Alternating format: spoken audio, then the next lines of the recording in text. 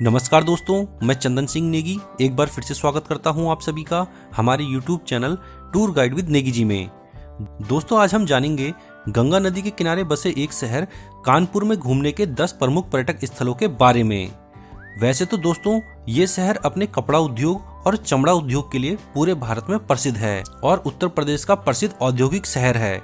लेकिन इन सब के अलावा यहाँ पर घूमने फिरने के भी कई स्थान हैं, जिसमें से कुछ धार्मिक स्थल हैं और कुछ पार्क शामिल हैं। तो चलिए फिर एक एक करके जानते हैं कानपुर में घूमने के ऐसे ही 10 प्रमुख स्थलों के बारे में, और साथ में ये भी जानेंगे कि यहाँ पर कब आना चाहिए और कैसे आप यहाँ तक पहुँच सकते हैं। तो दोस्तों, इस लिस्ट में पहले नंबर पर आता है कानपुर जू। दोस्तों, कानपुर शहर से लगभग 10 किलोमीटर की दूरी पर स्थित है कानपुर का चिड़ियाघर, जो कि 170 एकड़ में फैला हुआ विशाल चिड़ियाघर है। यहाँ आपको चिंपैंजी, तेंदुए, गैंडे, हिरन, हाथी और बाघ जैसे कई प्रकार के जंगली जानवर देखने को मिल जाएंगे। यहाँ जानवरों को देखने के साथ ही आप यहाँ के शांत वातावरण में आराम से घूम भी सकते हैं।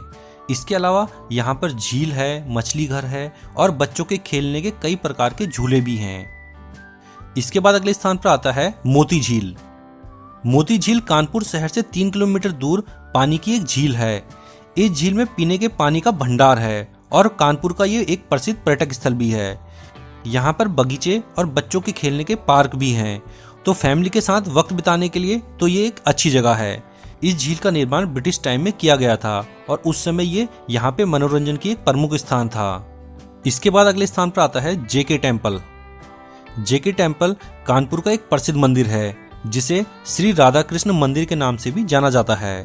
इस मंदिर का निर्माण जेके ट्रस्ट द्वारा करवाया गया था। यहाँ पर 5 मंदिर हैं जो हिंदू देवी देवताओं को समर्पित हैं।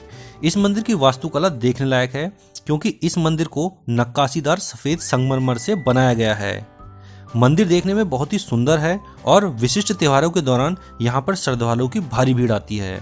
इसके बाद अगले स्थान पर आता है जापानी गार्डन। कानपुर के सबसे अच्छे पर्यटक स्थलों में से एक है जापानी गार्डन, जो कि कानपुर शहर से 4 किलोमीटर की दूरी पर स्थित है। इस पार्क को जापानी आर्किटेक्ट द्वारा बनाया गया था, इसलिए इस पार्क को ये नाम मिला है। ये पार्क हरियाली और फूलों से भरा पड़ा है। बच्चों के लिए तो ये एक अच्छी जगह है। इस पार्क की मूर्तियों, बागों और झीलों में जापानी वास्तुकला की झलक साफ साफ देखी जा सकती है। इसके बाद अगले स्थान पर आता है बिठूर। बिठूर कानपुर से 24 किलोमीटर दूर एक छोटा और पवित्र शहर है, जो कि गंगा नदी के तट पर बसा है। ये शहर हिंदुओं के लिए एक तीर्थ स्थल है। साथ ही यहाँ पर कई सारे ऐतिहासिक स्थल भी मौजूद हैं।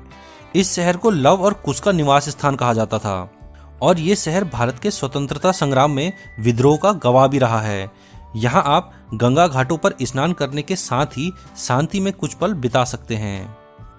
इसके बाद अगले स्थान पर आता है ब्लू वर्ल्ड थीम पार्क।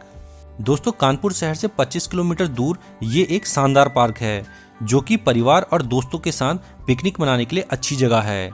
ये एक थीम पार्क है, जहाँ पर कई प्रकार के थीम पर इसको डिजाइन किया गया है।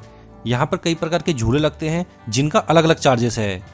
ये पार्क टोटली 25 एकड़ में फैला है, जहाँ पर आप कई प्रकार के राइड्स, थिएटर, फाउंटेन शो और विला में एंजॉय कर सकते हैं।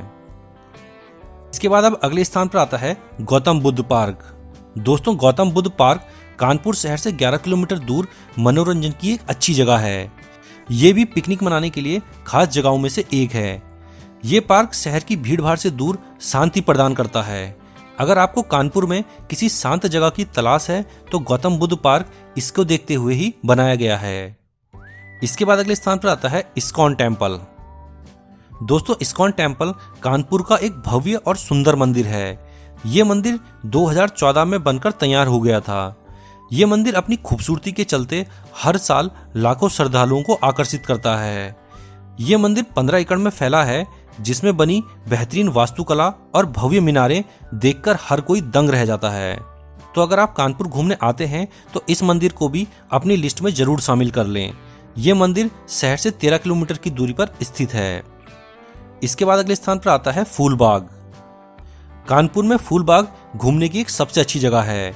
इस पार्क को पहले क्वीन पार्क के नाम से भी जाना जाता था। इस पार्क को बड़े ही अच्छे से सजाया गया है। ये पार्क कानपुर रेलवे स्टेशन से 3 किलोमीटर की दूरी पर स्थित है, जहां आप टैक्सी से आसानी से पहुंच सकते हैं। यहाँ पर स्थानीय लोगों के अलावा पर्यटक भी घूमने के लिए आते हैं। परिवार के साथ घूमने के लिए ये भी एक अच्छी जगह है। इसके बाद अगले स्थान पर आता है नाना राव पार्क।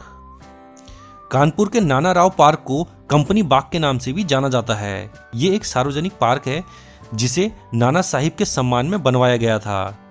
ये पार्क कानपुर शहर से 5 किलोमीटर दूर है। यहाँ तक आसानी से पहुंचा जा सकता है। हरियाली के बीच दिन बिताने के लिए ये एक अच्छी जगह है। अब जानते हैं कि कानपुर में घूमने के लिए बेस्ट टाइम कौन सा रहता है। तो कानपुर में गर्मी काफ़ी ज़्यादा पड़ती है, इसलिए यहाँ पे घूमने का जो बेस्ट टाइम है वो सर्दियों का रहता है। और बरसात में भी अगर आप आते हैं तो उस टाइम भी मौसम उमस का रहता है और चारों तरफ आपको बारिश कीचड़ वगैरह मिलेगा। तो घूमने के लिए बेस्ट टाइम सर्दियों का रहता है, वो भी अक्टूबर से लेकर मार्च तक के बीच में। अब बात करते हैं कि कानपुर तक पहुँचे कैसे। तो कानपुर तक आप बस, ट्रेन और फ्लाइट तीनों ही तरह से पहुंच सकते हैं। ये क्योंकि यूपी का एक बहुत बड़ा शहर है, तो इसलिए आपको यहाँ तक तीनों प्रकार के साधन मिल जाएंगे। तो दोस्तों, ये हैं कानपुर में घूमने के टॉप 10 टूरिस्ट प्लेसेस। अगर आप यूपी से हैं तो आप हमें जरूर बताना कि आप इनमें से कौन कौन से प्लेसेस पे घूमे हैं। हमारा ये वीडियो पसंद आया हो तो हमारे इस वीडियो को लाइक और शेयर भी जरूर करें। और अगर आप हमारे चैनल पर पहली बार आए हैं तो हमारे चैनल को सब्सक्राइब भी जरूर कर लें, क्योंकि हम अपने इस चैनल पर इसी तरह की जानकारियाँ देते रहते हैं। दोस्तों, इसके बाद मिलेंगे ऐसे ही किसी नेक्स्ट वीडियो में। तब तक के लिए धन्यवाद। जय हिंद।